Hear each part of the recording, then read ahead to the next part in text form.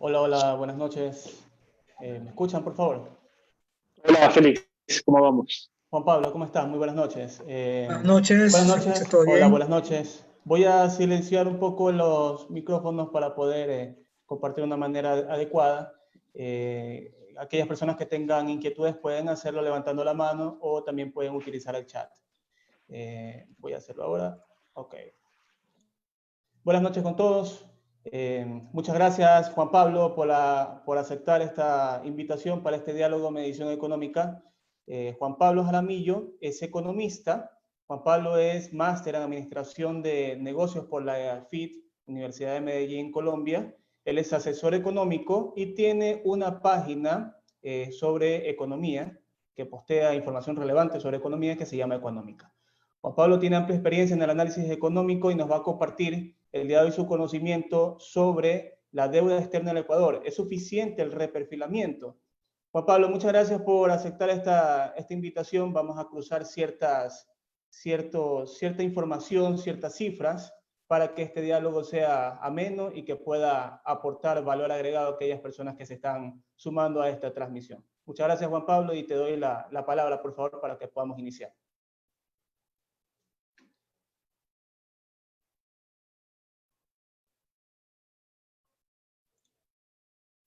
No te escuchamos, Juan Pablo.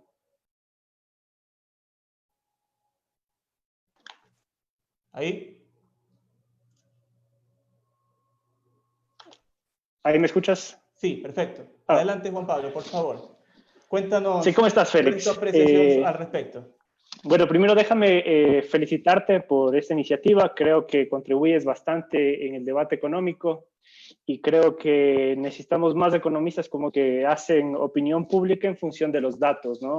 No simplemente en función de un discurso retórico, ¿no? Entonces, agradezco también este espacio y bueno, creo que podemos hablar muchas cosas sobre la deuda, ¿no? Gracias, Juan Pablo. Eh, bueno, o sea, tú me preguntabas, ¿es suficiente este reperfilamiento que se ha hecho de la deuda? Bueno, yo creo que primero hay que poner sobre la mesa algunos conceptos sobre la sostenibilidad de las finanzas públicas, ¿no? Después creo que analizar las cifras históricas de la deuda, cómo ha venido evolucionando, y en función de eso creo que sí ya podemos entrar en una discusión sobre la reestructuración de la deuda, es decir, eh, las características de la deuda reestructurada, cómo queda el flujo de la deuda, los escenarios de rentabilidad que se están dando para los tenedores de bonos, cómo ha ido esto en el riesgo del país y finalmente como los puntos a resaltar más importantes de, de esta reestructuración, ¿no? Perfecto, Juan Pablo. No, Adelante, por favor. no sé, me gustaría de pronto compartir una presentación contigo. Sí, por favor, adelante. Eh, Listo. Entonces, ahí se ve la presentación. Sí, sí la alcanzo a ver. Listo, perfecto. Entonces, bueno, dentro de los conceptos para entender la sostenibilidad de las finanzas públicas, creo que es importante entender que las finanzas públicas se analizan en distintos niveles, ¿no? Tenemos el nivel más básico, por decirlo así, que es el sector público a nivel de presupuesto general del Estado, en donde principalmente están las estadísticas del gobierno central y las transferencias que éste hace a las otras funciones del Estado. Tenemos un nivel más amplio de análisis, que es del sector público no financiero, en donde ya incluimos otras instituciones también de la función pública, como es la seguridad social, los gobiernos autónomos descentralizados, las universidades y las empresas públicas. Y finalmente tenemos la medición más completa del sector público, que es el sector público total. Esto incluye el Banco Central e incluye también la banca pública. Y entender estos niveles de análisis es importante porque estos influyen sobre la deuda pública y cómo esta se calcula. Entonces, importante también entender el concepto de deuda interna, deuda externa, entender que a nivel macroeconómico tienen funciones distintas, principalmente la deuda externa tiene relevancia sobre los flujos de dinero que ingresan y salen de la economía, ¿no? Entonces, su relevancia en términos de sostenibilidad es mucho más importante que la deuda interna. Cuando emitimos deuda interna, principalmente lo que estamos haciendo es transacciones entre ecuatorianos y no estamos ni ingresando ni sacando flujos de la economía ecuatoriana. Cuando tenemos una deuda externa, en cambio, cada vez que nos endeudamos estamos trayendo dinero para la economía ecuatoriana y esta debería crecer en función de eso. Y cada vez que tenemos que hacer un desembolso de deuda, estamos sacando flujos de la economía ecuatoriana y por ende estaríamos repercutiendo en el crecimiento económico, ¿no? Entonces, entender estos conceptos es importante. Un tercer concepto que es muy importante para hablar de la deuda es entender el concepto de deuda consolidada y deuda agregada. La consolidación es un proceso en el cual se realizan cruces entre cuentas de instituciones del sector público para de esta forma no duplicar registros que se determina a determinado nivel analítico, ¿no? ¿Por qué es importante hacer la consolidación de la deuda? Porque de esta forma no duplicamos registros. Como te mencionaba antes, la deuda se aplica a distintos niveles de análisis. Entonces, a nivel de análisis, por ejemplo, del sector público no financiero, tenemos que no duplicar las cuentas de las instituciones que conforman este nivel de análisis. El símil en el sector privado de una consolidación de deudas sería un ejemplo en donde yo tengo un empresario que es dueño de dos empresas, la empresa A y la B. Para ese empresario, lo relevante es saber cuánto A y B deben al resto de instituciones del sistema financiero o al resto de empresas, y no cuánto A le debe a B o cuánto B le debe a A, porque como él es el accionista y propietario de ambas empresas, tanto los activos como los pasivos se netean, ¿no? Entonces, por eso es relevante el concepto de consolidar la deuda. Este no es, de hecho, no es un concepto nuevo. Está dentro del Manual de Estadística de Finanzas Públicas del Fondo Monetario desde el año 2001 y claramente se ve la importancia de consolidar la deuda, ¿no? Por ejemplo, citando una parte textual, dice, si una unidad del gobierno general es propietaria de un bono emitido por una segunda unidad de gobierno general y se consolidan los datos de las dos unidades, entonces los saldos de bonos que se mantienen como activos y pasivos se declaran como si el bono no existiera.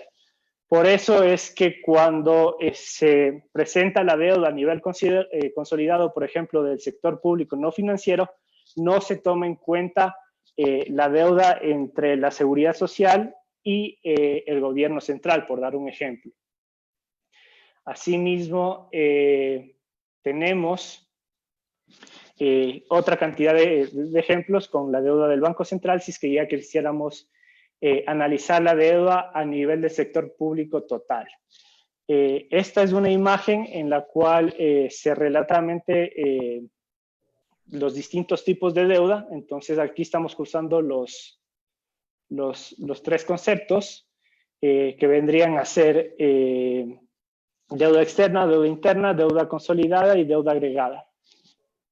Y también estamos analizando los distintos niveles de la función pública, es decir, el sector público total, que es el nivel más amplio, el sector público no financiero y el sector público a nivel de presupuesto general del Estado.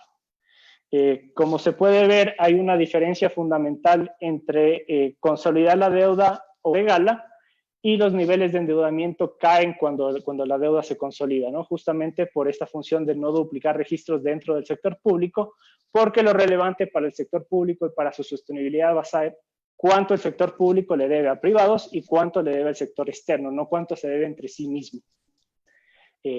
Una vez, entendido como estos conceptos, es fundamental entender que dentro de la legislación ecuatoriana han habido cambios sobre cómo medir el saldo de deuda y cómo hacer cumplir la regla fiscal sobre la restricción que tenemos de no pasar el endeudamiento del 40%. Antes del 2018, principalmente medíamos la deuda a nivel del sector público total y consolidábamos la deuda. con la llegada del gobierno de Moreno se criticó el tema de la deuda, se dijo que la deuda era mucho mayor y la justificación fue que se empieza a usar la deuda agregada, ¿no? Entonces se empezó a usar la deuda agregada y esto es algo que se hizo entre el 2018 y el 2020. Y a partir del 2020, de hecho, en pocas semanas se tendrá que nuevamente ver qué pasa con el veto de la ley de reordenamiento de finanzas públicas, pero lo que hace esta ley es volver a consolidar la deuda. Y dentro de esa consolidación ya no lo hace a nivel del sector público total, sino que lo hace solo a nivel del sector público no financiero. Entonces, entendiendo como estos conceptos de base, entramos también a ver como esta explicación del cambio metodológico que hubo en las cuentas de las finanzas públicas que publica el Ministerio de Finanzas. Teníamos una metodología anterior en la cual se detallaban cuáles eran los rubros de la deuda y tenemos una nueva metodología en la cual también se dan ciertos rubros que antes no se consideraban deuda por ser principalmente pasivos de corto plazo. O sea, lo que está intentando decir, Juan Pablo, es que con la nueva metodología ya hace rato pasamos el techo de deuda, porque estás incorporando otros elementos adicionales. Bueno, claro, con la incorporación de la nueva metodología pasamos del techo de la deuda desde el gobierno de Correa. Si es que hubiésemos mantenido la misma metodología, que era la metodología correcta conceptualmente, el techo de la deuda se lo pasó recién en 2020, como veremos ya cuando presente las cifras del caso. Okay. Entonces, bueno, esto simplemente es ver desde cuándo rige la nueva metodología, cuándo regía la metodología anterior. Esta es la Ley de Ordenamiento de las Finanzas Públicas. Esto es lo que regirá a partir del año 2020 en adelante. Esto todavía no está vigente, pero Finanzas Públicas ya viene haciendo un cálculo de este tipo de deuda, ¿no? Entonces, aquí claramente podemos ver que lo que se vuelve a hacer aquí es consolidar la deuda. Se calcula la deuda a nivel consolidado y dice claramente, el indicador del saldo se calculará en términos consolidados, deduciendo la deuda y otras obligaciones entre entidades del sector público no financiero y seguridad social, y su forma de cálculo será establecida en el reglamento de este código. Entonces, probablemente en los siguientes meses tendremos cambios nuevamente metodológicos y cambios en los boletines de finanzas públicas sobre la deuda. Esta es la deuda pública total consolidada a nivel del sector público no financiero, que vendría a ser la medición más cercana a lo que establece la nueva Ley de Reordenamiento de Finanzas Públicas.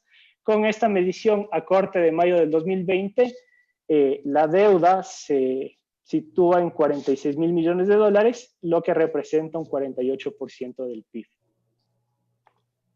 Y bueno, entramos a ver entonces las cifras históricas de la deuda. Este vendría a ser el cálculo anterior al 2018, es decir, con una deuda consolidada a nivel del sector público total. Y aquí vemos que cuando empieza el gobierno de Lenín Moreno, prácticamente se dice la deuda es 27% del PIB. Si es que lo lleváramos a la nueva metodología, que no es 100% comparable, pero sí está consolidando los datos, tendríamos que a mayo del 2009, en este mismo nivel de sector público, de función pública, que es el sector público total, tenemos una deuda del 37% en el 2019, es decir, en 2 años de gobierno hubo un incremento de la deuda del 9%. Y si lo lleváramos a mayo del 2020, ese incremento es del 16% y la deuda se sitúa en el 44%. Es alrededor de 4% inferior a la de que mostré antes, simplemente por el nivel de agregación que estamos haciendo dentro de las cuentas, ¿no? En la anterior era agregado a nivel de sector público no financiero y este es agregado a nivel de todo el sector público. Es decir, en este, por ejemplo, se estaría consolidando la deuda del Banco Central, que en el menor nivel no se lo estaría haciendo. Esta es la serie histórica de la deuda más larga que tenemos. Esta es una deuda a nivel agregado y tiene la metodología anterior. Es decir, los datos del último dato de esta serie es de marzo del 2019 y el primer dato que tenemos de esta serie es desde 1990. Esta es la mejor perspectiva histórica que tenemos de la deuda lo que podemos ver es que hasta el 2019 no teníamos niveles de endeudamiento que superaran todavía los niveles de endeudamiento históricos más altos, que fueron los que tuvimos cuando tuvimos la crisis de 1999. También podemos ver en esta serie que la deuda después de la crisis del 99 con la dolarización sistemáticamente fue cayendo hasta el año 2009.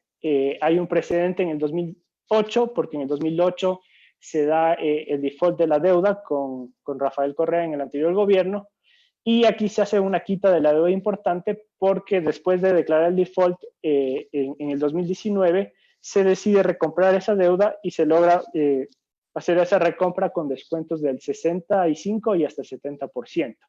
A partir de eso, la deuda se mantiene estable hasta más o menos del año 2011, 2012 y después empieza nuevamente a crecer.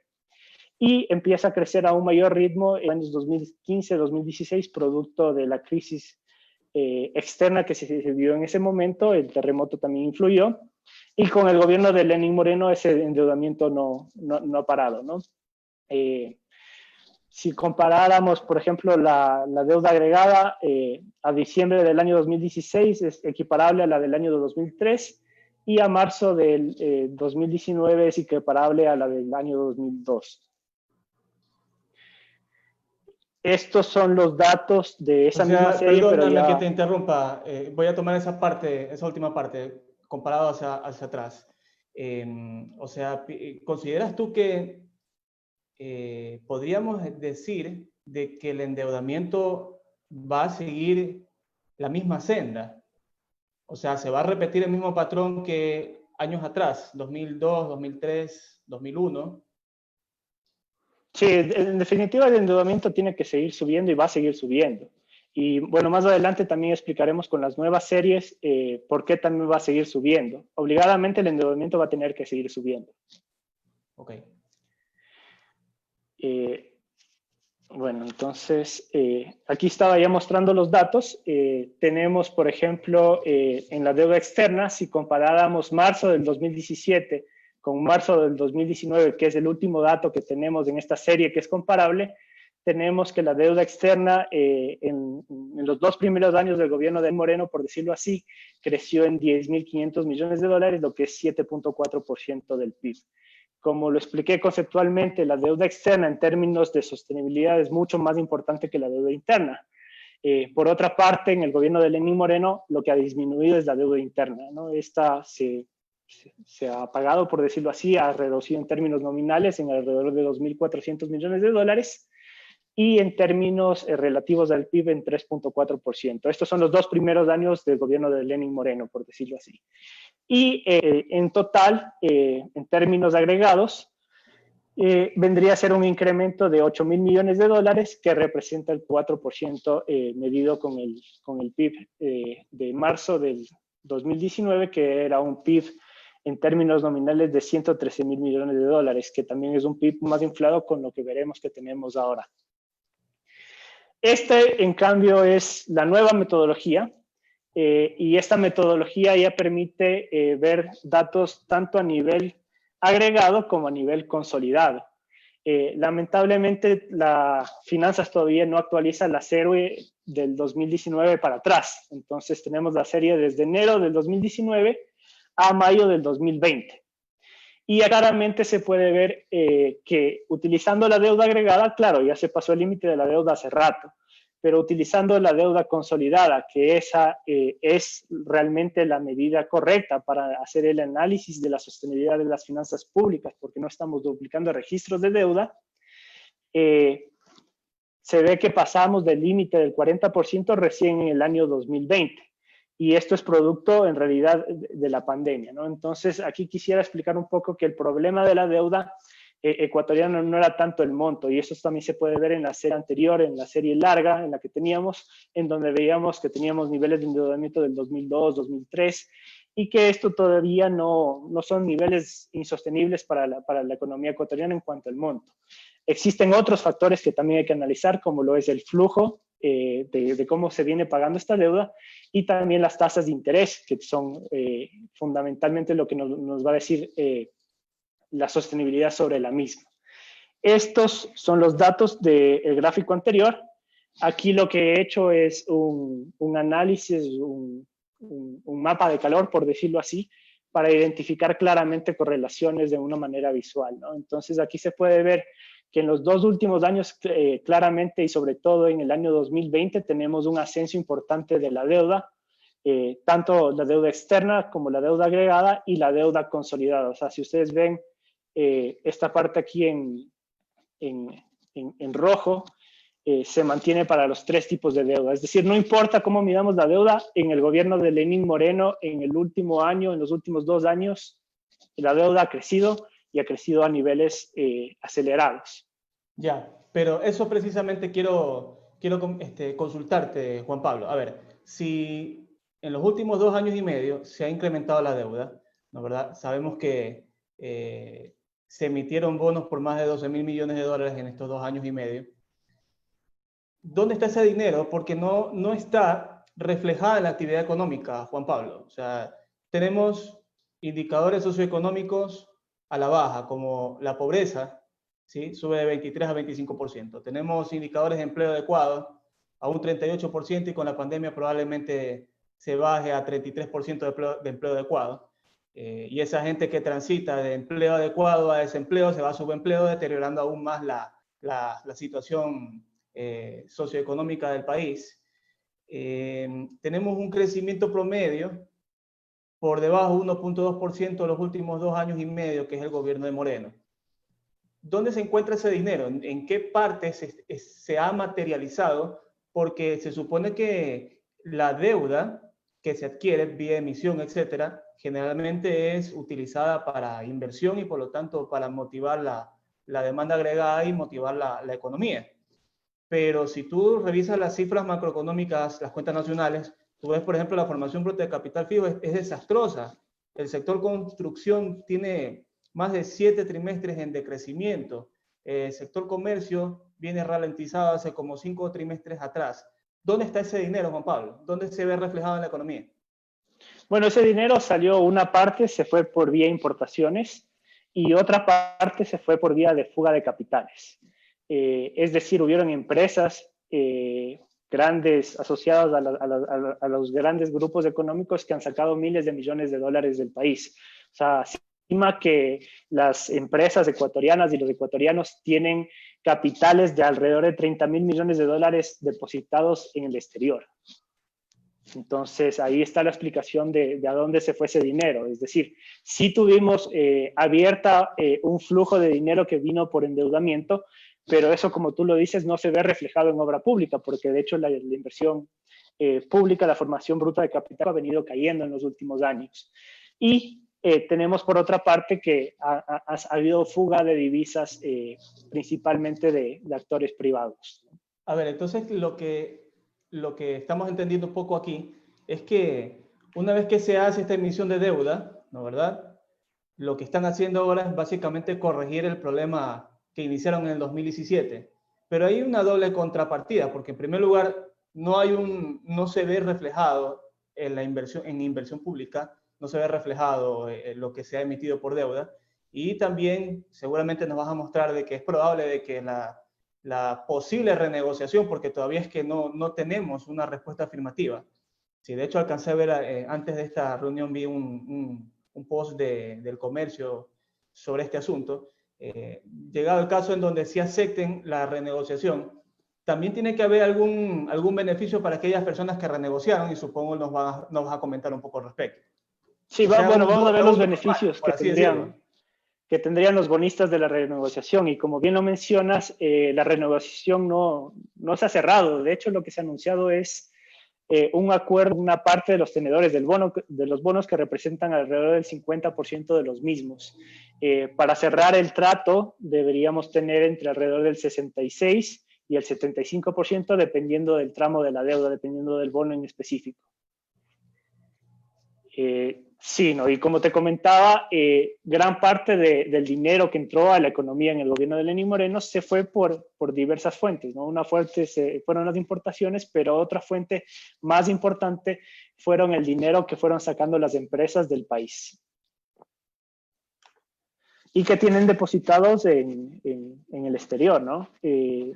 se pensaría que en un momento dado deberían traer ese dinero para meterlo al flujo de la economía. Como yo te mencionaba, hay 30.000 millones de dólares depositados de ecuatorianos en el exterior. Si es que ese dinero estaría dentro de la economía ecuatoriana, eso se generaría en crédito productivo y la economía se movería muchísimo más. También se generaría más recaudación tributaria y en general todos los indicadores de la economía ecuatoriana mejorarían. Por eso es muy importante en una economía dolarizada controlar el flujo de divisas, ¿no? Por eso yo hablaba de la importancia también de la deuda externa en la sostenibilidad como tal de la deuda, más allá de la deuda interna. Cuando nos prestamos dinero entre nosotros, no, eso no tiene gran impacto a nivel macroeconómico. Cuando adquirimos dinero desde afuera, eso debería tener un impacto a nivel económico, y cuando pagamos esa deuda, eso también tiene un impacto a nivel económico, ¿no? Entonces, claro, ya entrando en materia en específica de la reestructuración de la deuda, lo que podemos ver es las cifras que ha presentado primero de la deuda global el ministro de Finanzas, Richard Martínez. Él utiliza siempre la deuda a nivel del sector público total, a nivel agregado, ¿no? Por eso es que es la medición de deuda la más posible, pero aquí está duplicando registros contables, por decirlo así, a nivel analítico. Lo que se ha renegociado principalmente es apenas una parte de la deuda correspondiente a bonos emitidos en mercados internacionales, que corresponde al 32% de la deuda global y que representa 17.000 millones de dólares. Bueno, estos 17.000 millones de dólares en realidad no es el 32% de esta deuda. Aquí hay unos bonos que sí se excluyeron y no entraron dentro de la negociación. Ya, pero ¿cuál es el porcentaje? Porque, a ver, quisiera que comentes a las personas que nos están escuchando y viendo en este momento, que cuál es el porcentaje de renegociación respecto a los bonos. O sea, ¿qué bonos se han reestructurado o quieren reestructurarse? ¿Los bonos que se emitieron antes de Moreno o los bonos precisamente del gobierno de Moreno? Esto es justamente lo que lo podemos ver en esta pantalla, ¿no? En esta gráfica. En esta gráfica vemos los 10 bonos que se estarían reestructurando. Estos suman los 17.000 millones de dólares. Estos tenían una tasa promedio ponderada del 9.14%. Y aquí está la fecha de emisión y también su fecha de vencimiento, también con los plazos, ¿no? Entonces tenemos que son deudas de entre 6 y 11 años en promedio. Y aquí claramente se ve que el 67% de esos bonos que han sido reestructurados fueron emitidos ya en el gobierno de Lenín Moreno. Y el 33% fueron emitidos en el gobierno de Rafael Correa. Entonces, o sea, claramente también están arreglando el problema ocasionado inicialmente. Porque correcto, entonces hemos tenido 3 años de alto endeudamiento y ahora tenemos una reestructuración de ese alto endeudamiento en gran parte, ¿no? Lo que se hizo simplemente es bastante manipular a la opinión pública, porque con el cambio metodológico de la deuda se dio la impresión de que el gobierno anterior estaba ocultando cifras o que había dejado una deuda que era inmanejable, cuando la serie histórica de la deuda agregada te muestra tampoco que no es así. Te muestra que se dejaron en niveles cercanos a 2004, 2005.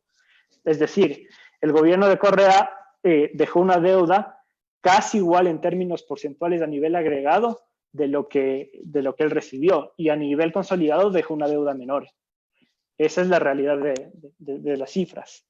El gobierno de Moreno, cuando salió en esa famosa frase, en esa famosa cadena, a decir que la mesa no estaba servida y que la deuda eran 75.000 millones de dólares, eso no tiene ningún fundamento realmente sólido. Y las cifras del mismo Ministerio de Finanzas la demuestran. Lo que yo he mostrado aquí son todas cifras oficiales del Ministerio.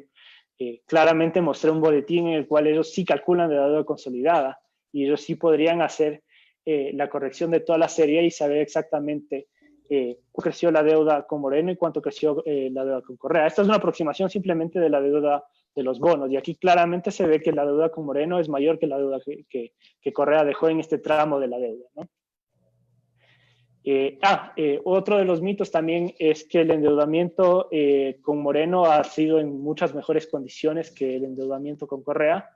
Aquí tenemos las dos tasas de interés y vemos que la tasa de interés ponderada para los bonos de Rafael Correa era del 9.44% y la de Lenín Moreno del 8.99%. Es decir, hay una diferencia de menos de un punto entre ambos periodos, ¿no? No se podría decir que las condiciones con Moreno fueron mucho mejores a las emitidas anteriormente en este tramo de la deuda. De hecho, la peor negociación de la deuda es un bono emitido en el 2018, por el cual se dieron garantías colaterales del orden del 240% ligadas al mismo valor del bono. Esto es lo que llevó a después, en plena pandemia, prepagar deuda, como lo veremos más adelante. A ver, pero esto es gravísimo, Juan Pablo, porque, a ver, hay que conocer un poco el contexto en donde se desarrollan estas emisiones. Ya, ¿el contexto cuál es? El contexto viene, que también podemos discutirlo un poco, haciendo una reflexión hacia atrás. El contexto es que la economía venía en una recuperación en el 2017, ¿no es verdad? Correcto. Venía revirtiendo la economía con un crecimiento positivo. La recaudación iba incrementándose de 2017, 2018, se mejoró la situación del sistema financiero, se motivó un poco el tema de la demanda de crédito, entre otras cosas.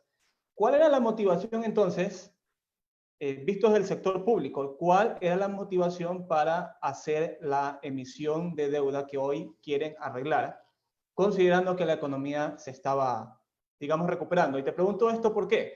Porque es muy probable de que luego que esta situación lo acepten o lo reformen los tenedores, venga algún tipo de ajuste por medio del Fondo Monetario. En ese caso podríamos hablar de un incremento del 12 al 14% del IVA, la focalización de los subsidios, la optimización del gasto público, entre otras situaciones.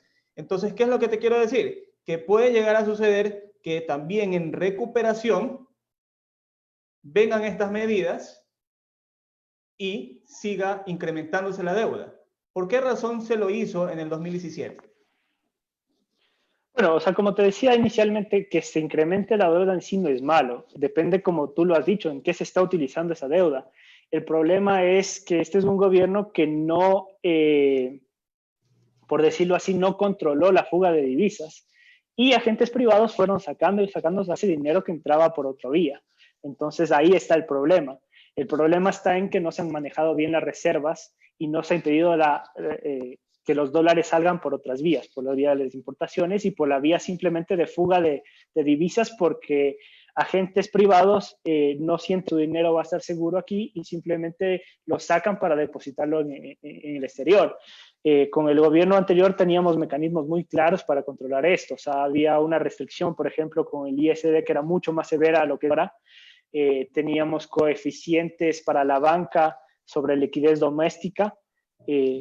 Todas ese tipo de regulaciones se fueron desarmando. Y en el tema fiscal, también lo que hizo el gobierno de Moreno fue aumentar las exenciones tributarias del impuesto a la renta. Eso es algo que se hizo en la ley de fomento productivo. Recordemos también cuando Moreno él asumió con un IVA del 14%. Había gente que le había recomendado que el IVA debía haber permanecido en ese nivel para mantener el nivel de recaudación que se venía sosteniendo en los últimos años. No lo hizo tampoco. Dejó que el IVA retorne al 12%. Y hoy vemos pues como los resultados de esa política, ¿no? Se fue poco a poco desarmando el esquema público que se había fortalecido en los últimos años y ahí están las consecuencias del caso. La inversión privada, la inversión pública cayó. Si es que cae la inversión pública, también se frena la inversión privada porque la una jalona a la otra. O sea, hubieron muchas empresas privadas que se beneficiaron enormemente de la inversión pública hecha en los 10 años anteriores. Y claro, o sea, el tema de la deuda es también porque está subiendo la deuda, es porque no tenemos crecimiento económico. La manera de controlar que la deuda no estalle, por decirlo así, es teniendo crecimiento económico. En términos de sostenibilidad fiscal, se entiende que cuando el crecimiento del PIB nominal supera al crecimiento o a la tasa de interés ponderada de un país, esa deuda es sostenible. pero cuando no tienes crecimiento económico, así te estés endeudando al 3, 4%, cuando no tienes crecimiento económico, esa deuda se vuelve insostenible.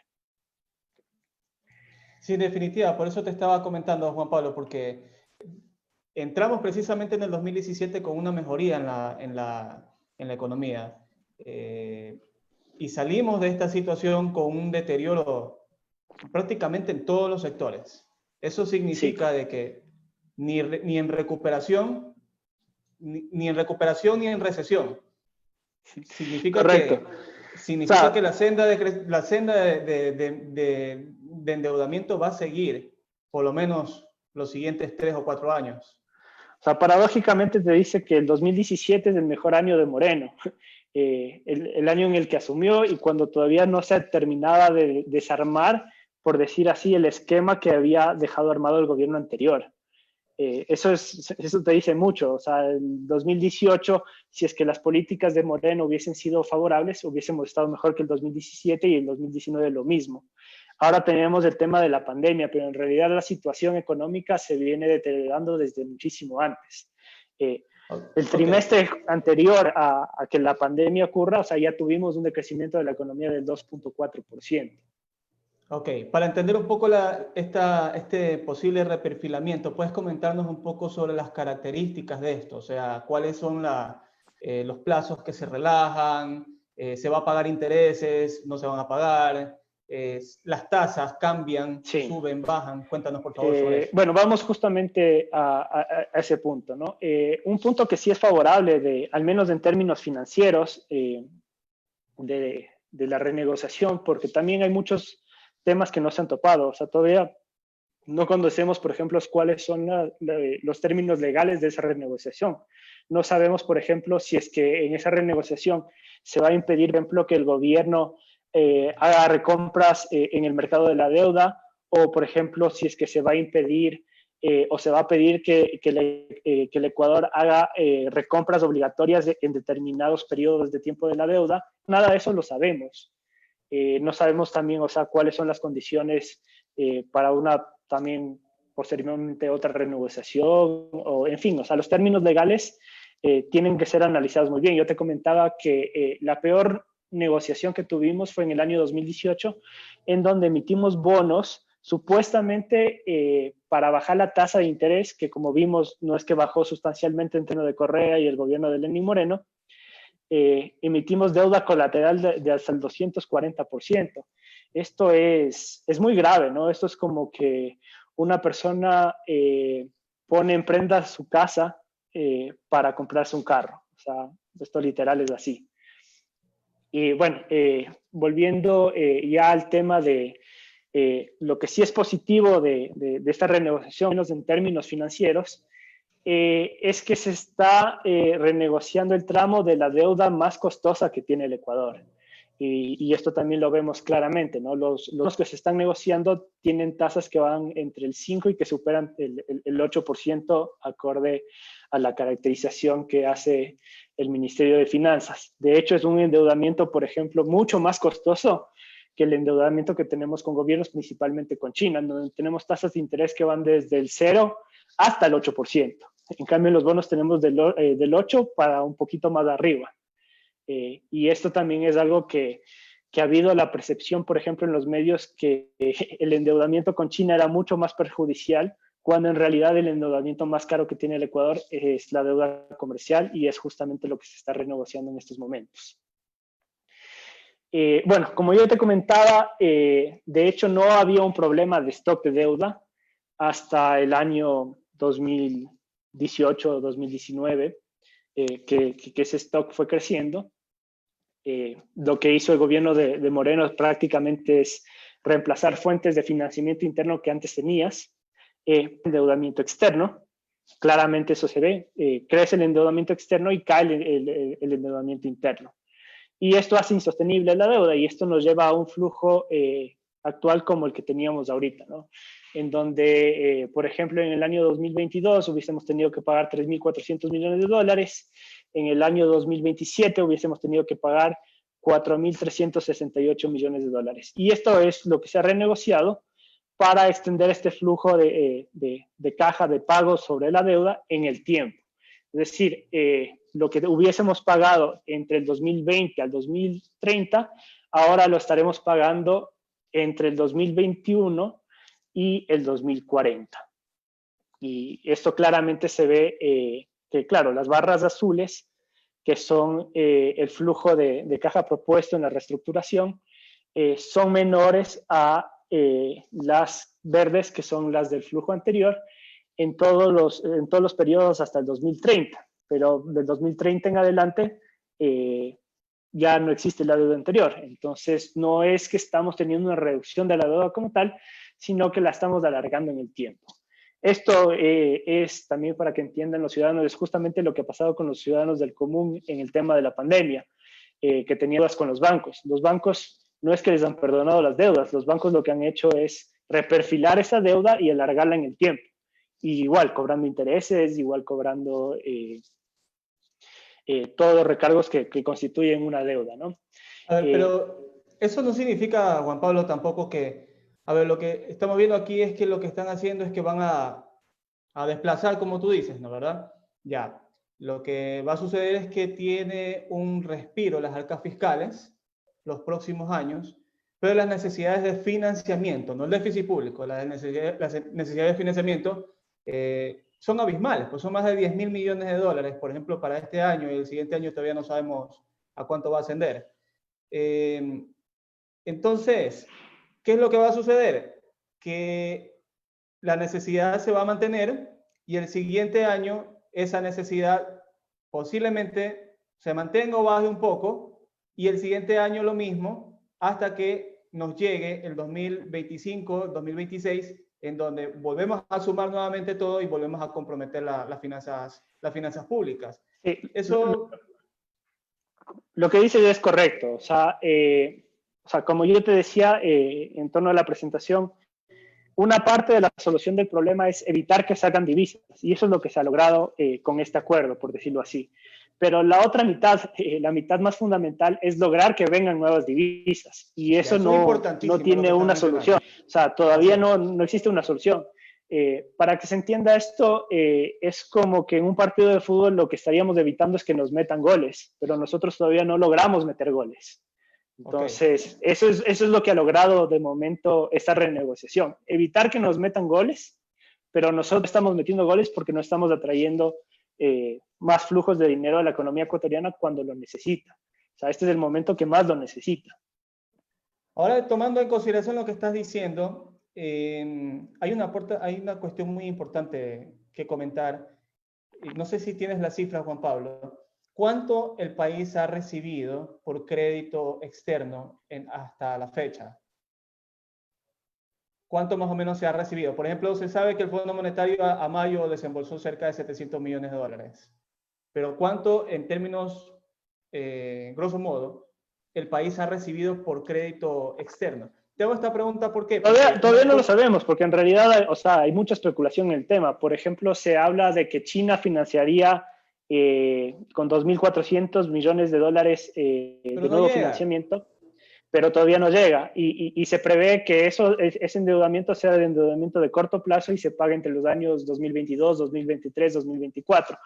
Y eso también implicaría que tal vez lo que estamos ahorrando en este flujo de bonos de deuda comercial, tal vez no es un ahorro porque viene también con la deuda de China, que se va a pagar sobre esos años, ¿no? Entonces, como te decía, esto solo es una parte de la deuda. O sea, este flujo en realidad se debería presentarnos este flujo para toda la deuda externa global y con ello saber si es que realmente estamos aliviando ese flujo o no estamos aliviando el flujo. O sea, realmente no tenemos cifras claras sobre ese tema, ¿no? Y claro, o sea, el ministro Martínez dijo, no, o sea, estamos pagando y estamos prepagando la deuda, de hecho, porque va a llegar nuevo financiamiento. El acuerdo que relataron como tal no trajo nuevo financiamiento. O sea, tal como está hoy, el resultado de declarar el default era más favorable que el resultado de la renegociación en términos de salida de divisas. O sea, con el default en el 2021 no salían 79 millones de dólares, con el default en el 2022 no salían 292 millones de dólares. Si es que esta renegociación no nos permite traer deuda de tipo comercial, es decir, poder emitir bonos en un cortísimo plazo, esta renegociación no es que ha sido exitosa. Ya, pero es que precisamente a eso voy, porque esta posible renegociación, porque todavía no es que se materializa. En primer lugar, no fue de gratis, porque hubo un costo de entrada. ¿Cuál fue el costo de entrada? Pagar, precancelar cierta deuda y pagar intereses y capital de otras deudas. ¿No es verdad? Correcto, Número dos. se pagaron más de $1.000 millones anticipadamente. Efectivamente. Que eso Número no está dos. calculado, por ejemplo, en este flujo, ¿no? Claramente, por ejemplo, tú ves que el flujo lo presentan aquí en el 2020 y en el 2020 en la renegociación te ponen 0. Pero en Así realidad es. estamos Eso a es la muy mitad del correcto año porque del hay un costo de 2020. entrada. O sea, estamos a la mitad del año de 2020. No están tomando en cuenta los 6 meses que vinieron pagando deuda, incluso hasta precancelándola, porque dieron colaterales para emisiones de bonos que ellos mismos hicieron en el 2008, como yo te dije. O sea, habían cláusulas de cross default. Es decir, si es que yo declaro el default en un bono, me toca subir sobre el otro bono que no declaré el default, el capital. Es decir, si yo debía en un bono 1.000 millones, por decirlo, ese bono se hubiese convertido en 2.400 o 3.000 millones, pese a que no declaré el default sobre ese tramo, sino sobre otro. Ahora lo que... Así de mal fue la negociación de los bonos en el gobierno de Lenín Moreno. O sea, estas son condiciones que se implementaron en el 2018. O sea, lo que tú estás sugiriendo, comentando, según tu criterio, Juan Pablo, es que era más beneficioso haber caído en default que haber pagado lo que se pagó. Todavía es prematuro para decirlo. Es claro que cuando tuvimos este costo de entrada, como tú claramente lo explicas, esto tiene un costo de oportunidad inmenso. Porque esos Sí, $1.000 porque en el millones de 2008 dólares que salieron de la economía en los últimos 3, 4 meses, nos hubiesen servido para atender los temas urgentes de la pandemia. O sea, debemos preguntarnos, con esos $1.000 millones de dólares, ¿qué hubiésemos podido hacer en salud? ¿Qué hubiésemos podido hacer en términos de ayudar a las empresas que han quebrado? ¿Qué hubiésemos podido por eso hacer te preguntaba, en términos por eso te preguntaba exactamente, por eso te preguntaba porque si fueron 1.000 millones aproximadamente lo que se pagó, ¿cuánto fue lo que entró por crédito? Porque si entró igual o menos, número uno, número dos, el costo de caer en default, a mi criterio podría ser un poco complicado. ¿Por qué? Porque nos costó cerca de 5 o 6 años volver al mercado financiero para volver a colocar. Por eso era la consulta que te hacía. Pero ¿nos costó porque no quisimos colocar antes o porque fue una decisión política no hacerlo?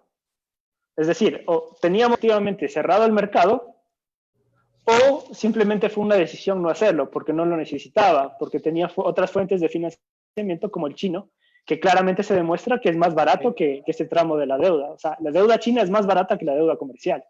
Esa es la realidad. Okay. Entonces, el gobierno de Correa decidió no emitir bonos durante un gran periodo de tiempo.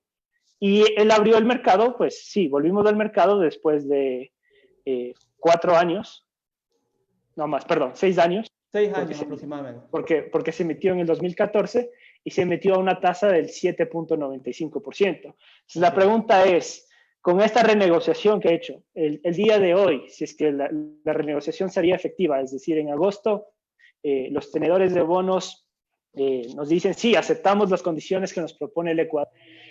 La pregunta es, ¿a qué tasa de interés nos estaríamos endeudando al día siguiente de esa renegociación? Si es que esa tasa va a ser 5 o 6%, se podría decir que la renegociación en términos financieros fue un buen negocio. Pero si mantenemos el mercado cerrado, como de hecho lo tenemos, y como de hecho lo hemos tenido los últimos meses, porque el riesgo país, cuando tuvimos las manifestaciones el año pasado, ya hacía que el país sea inviable la emisión de deuda comercial. Entonces, eso es lo que tenemos que analizar. Es decir, ¿esa negociación nos está abriendo el mercado de bonos de inmediatamente, sí o no? Y la respuesta creo que sería no. Entonces, no hay un beneficio tangible de renegociar frente al default. No sé si con eso un poco como que respondo a tu pregunta. Sí, por supuesto, Juan Pablo. Sí. Listo. Bueno, importante, por ejemplo, comentarte esto, ¿no? O sea, lo que yo he hecho, este es un ejercicio que hice, como tú lo comentaste, es parte del blog de Económica, en donde lo que se hizo es, con los flujos presentados por Martínez, llevarlos ya a un ejercicio financiero básico, ¿no? Para traer ese flujo y compararlos tanto a niveles nominales como a niveles de valor presente, ¿no? Entonces, aquí tenemos el flujo de la deuda sin reestructuración, de cuánto hubiésemos tenido que pagar por los 17.000 millones de dólares que nos endeudamos. Son son un poco más de 28.000 millones de dólares.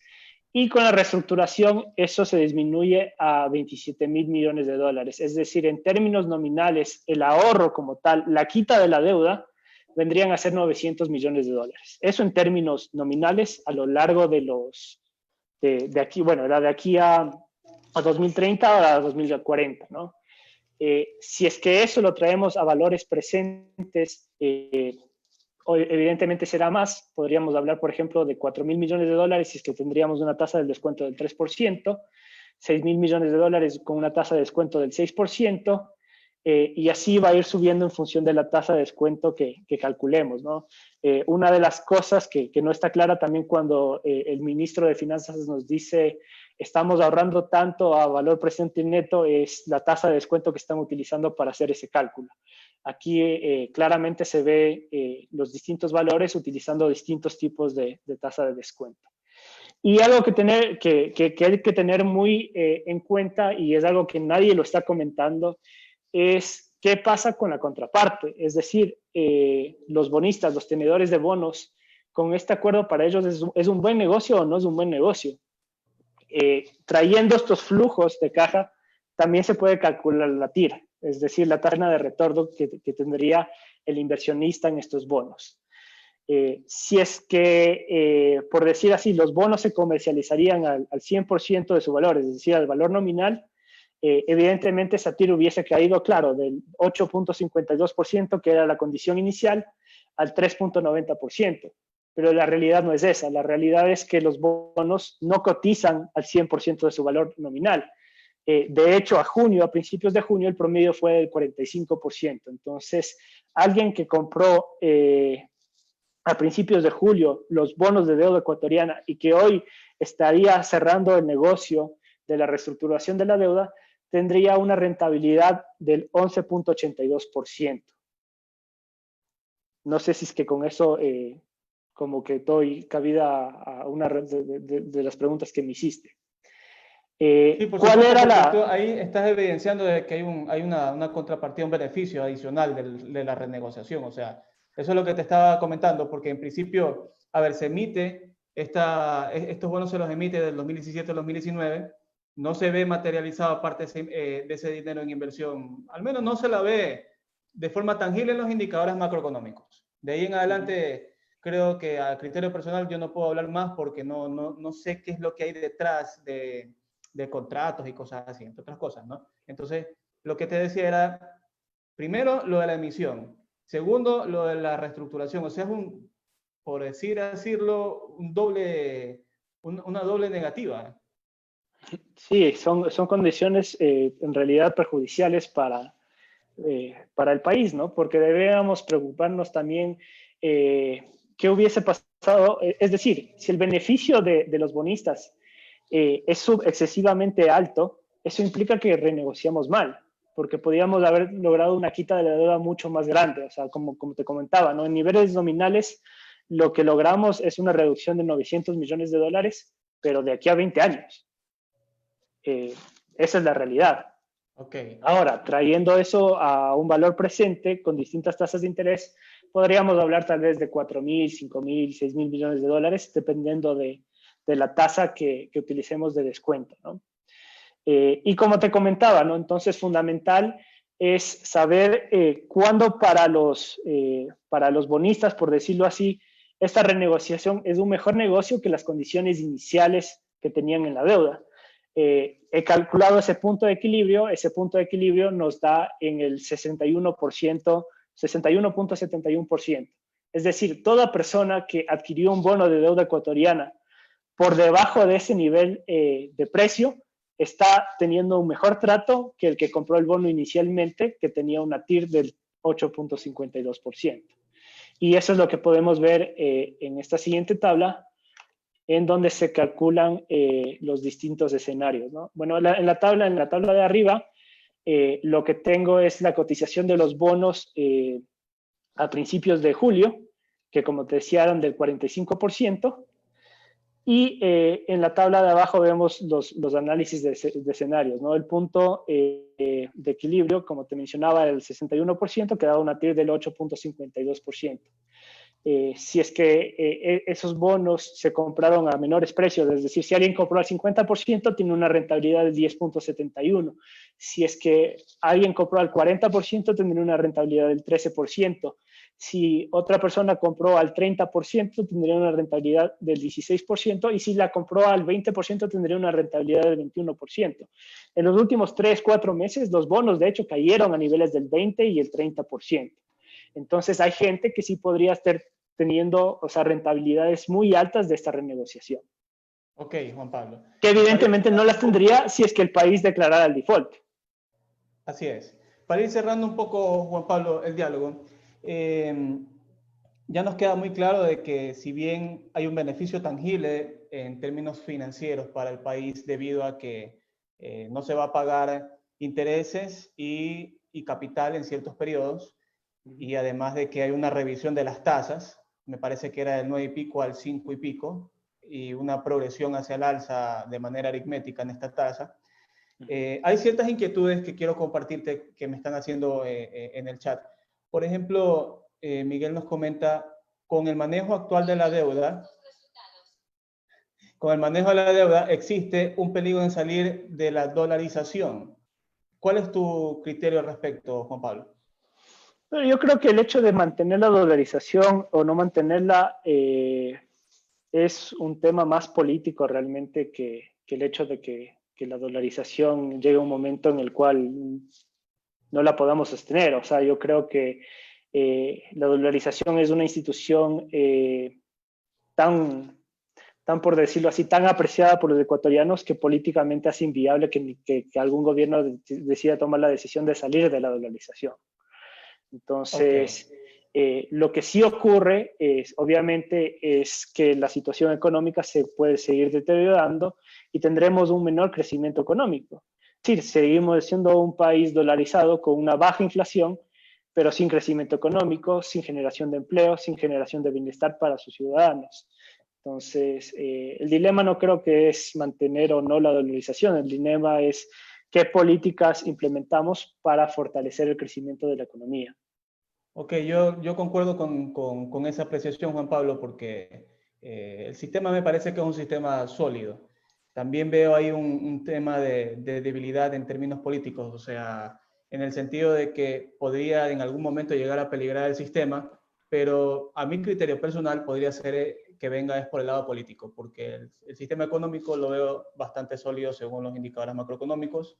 Tenemos un sistema de dolarización fraccionado. ¿Eso qué quiere decir? Quiere decir de que, o sea, no es que toda la plata está circulando, sino que son registros contables, pero ahí está la situación de como policy makers controlar, ¿no verdad? Controlar que las divisas no se terminen yendo del país, controlar o incentivar la producción y por lo tanto la exportación, porque sin exportaciones no traemos divisas. Pues.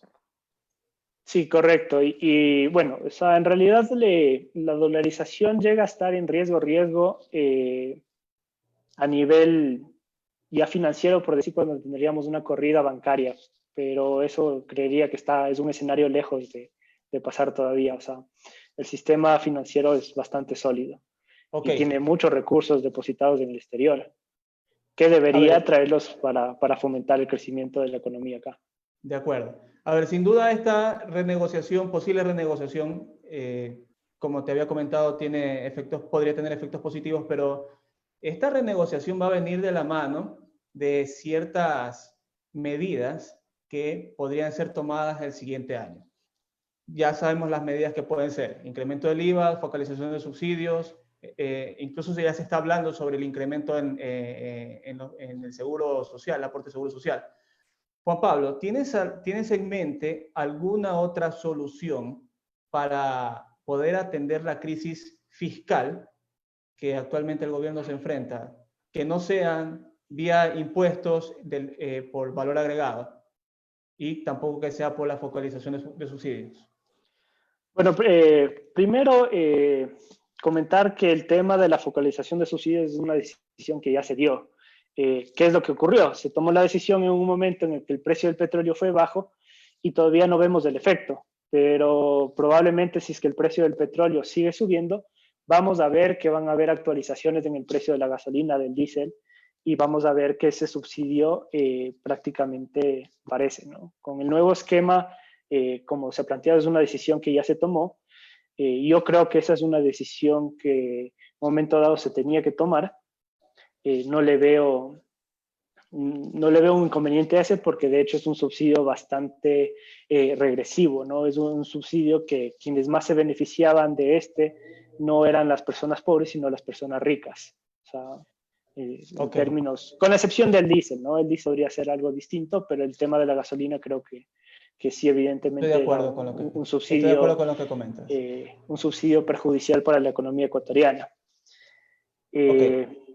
Andrés Arauz nos pregunta, ¿el apuro por renegociar la deuda es porque la solicitud de consentimiento acordada con los acreedores establece un plazo fatal para el 15 de agosto? Uno de los requisitos para una renegociación exitosa es un acuerdo con el FMI. ¿Qué tipo de medidas se imaginan en este nuevo acuerdo? ¿Qué nos puedes comentar, Juan Pablo, para ir cerrando ya el diálogo? Bueno, la receta del Fondo Monetario siempre es la misma, ¿no? O sea, por una parte es reducción del gasto público y por otra también es aumento de la carga impositiva. Y para el caso ecuatoriano, o sea, si teníamos, por ejemplo, este tipo de subsidios de los combustibles, eso también es parte de la receta. La receta del Fondo Monetario creo que es muy poco lo que innova. Habla también de mayor liberalización de la economía, menores restricciones a los flujos de entradas y salidas de divisas, pero eso en realidad podría ser más un problema que una solución, por lo que te comentaba antes, ¿no? Y por lo que se vio en los últimos años. O sea, de los últimos años, de hecho, ya relajamos estas restricciones de salidas de divisas y pues vemos los efectos en la economía ecuatoriana. Pero bueno, quería comentarte finalmente el tema del riesgo país, porque se ha vendido también la impresión de que ya hubo una caída importantísima en el riesgo país. O sea, nos hablaron de 500 puntos, pero la realidad es que el riesgo país está ahorita en 2.700, 2.800 puntos, y ese es un nivel privativo para la economía ecuatoriana. O sea, con ese nivel de riesgo país saldríamos a emitir bonos al 17, 28, 30%. Y eso sería un suicidio en términos de sostenibilidad fiscal, ¿no? De acuerdo. Ok, Juan Pablo, tus últimas reflexiones y recomendaciones, por favor, para ir cerrando un poco el diálogo. Sí, a ver, bueno, cerrando el diálogo, simplemente creo que podríamos hacer las siguientes reflexiones, ¿no? Uno, para medir la sostenibilidad de la deuda en función de su stock, es mejor utilizar la deuda externa o utilizar la medición de la deuda consolidada a nivel del sector público total. No obstante de eso, o sea, también hay que tener en cuenta el tema del flujo del servicio de la deuda para ver y tomar en cuenta si es que los niveles de crecimiento del PIB nominal superan a las tasas de interés de la deuda, ¿no? Así es como calculamos la sostenibilidad del sistema, y ahí claramente vimos que el sistema deja de ser sostenible últimamente, o sea, a finales del año 2019 y a principios del año 2020. Una segunda conclusión vendría a ser que los tenedores de bono, si es que este trato se cierra, hicieron muy buen negocio con la renegociación, porque por otra tienes más bien una serie de países que están más inclinados a declarar el default, con lo cual la utilidad en ese caso para los tenedores de bonos sería cero. Lo que hemos visto es que los tenedores de bonos en realidad compraron al 30, al 40% de estos bonos y por ende están teniendo rentabilidades muy superiores a lo que tendrían del flujo original si es que hubiesen comprado en términos nominales. vemos que la renegociación alivia el flujo de caja del pago de la deuda y esto es beneficioso para los ecuatorianos. Se logró posponer los pagos por el orden de 16 mil millones de dólares hasta el 2030, pero esos valores serán pagados entre el 2030 y el 2040, ¿no? Entonces, lo que se ha hecho es patear la pelota, por decir, para defenderlos, ¿no? A valor nominal hay un ahorro de 904 millones de dólares y a valor presente neto estos valores serían superiores, pero tendría que determinar exactamente cuál es la tasa del costo de oportunidad. Fundamental decir que la renegociación no ha traído nuevos recursos al país, solo ha impedido que recursos salgan y esto también hubiese ocurrido con el default. Por ende, no se podría decir que la renegociación de momento es un éxito actual. Ya veremos cuando volvamos a los mercados. O sea, primero, en qué tiempo lo logramos hacer. Y segundo, a qué tipos de tasas de interés lo logramos hacer. O sea, tú comentabas como cuando dimos el default en el 2018 con Correa, recompramos la deuda en el 2019 y en el 2014 ya estábamos emitiendo a tasas de interés del 7, 8%. Que fueron las mismas tasas de interés a las que también emitió Moreno posteriormente. Ahora, en unos años podremos saber justamente si es que había realmente ese costo de oportunidad de que tanto se habla de caer en default y tener cerrado ese mercado o si efectivamente eso no soluciona y nosotros tenemos cerrados los mercados por otras condiciones más estructurales de nuestra economía. Como te mencionaba, el riesgo país viene siendo muy superior, dándonos niveles privativos para emitir desde mucho antes a que la pandemia pasara y evidentemente también antes a que la renegociación esté en marcha, ¿no? Y creo que es fundamental hacer hincapié en que para lograr esta renegociación se pagó anticipadamente deuda por el orden de casi $1.000 millones en plena pandemia. Y esto tiene un costo de oportunidad inmenso que nadie lo está calculando y que sería muy difícil calcular, ¿no? O sea, tendríamos que preguntarnos cuántas de las 20,000 muertes que tuvimos en exceso durante la pandemia y que de hecho las seguimos teniendo, se podrían haber evitado si es que no hubiésemos utilizado esos recursos para pagar deuda externa, sino los hubiésemos utilizado para fines netamente nacionales, ¿no? Ya sea para atender el sistema de salud, ya sea para, por ejemplo, aumentar los bonos de subsistencia e impedir que gente caiga en la pobreza, o ya sea para soportar a empresas que lo han tenido como muy difícil en todos esos puntos, ¿no?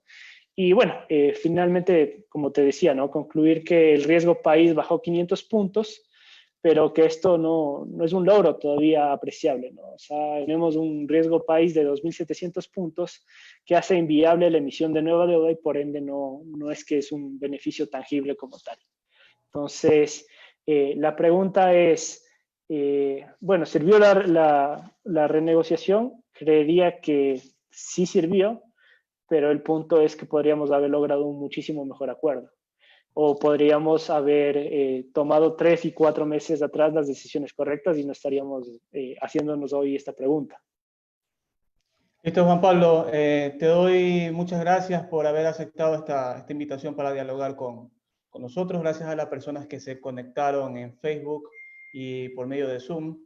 Espero verte pronto en otras invitaciones que te podamos hacer, Juan Pablo. Muchas gracias por compartirnos tu conocimiento y parte de tu tiempo.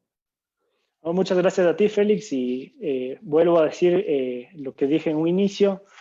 Creo que haces un aporte muy importante al país porque la opinión en temas económicos tiene que estar sustentada en cifras, ¿no? O sea, no podemos caer en que la discusión a nivel pública simplemente caiga en esos niveles de discusión retórica de que mayor libertad es mejor porque lo pienso así o menor libertad es peor porque lo pienso así, sino que hay que sustentar con evidencia empírica, ¿no?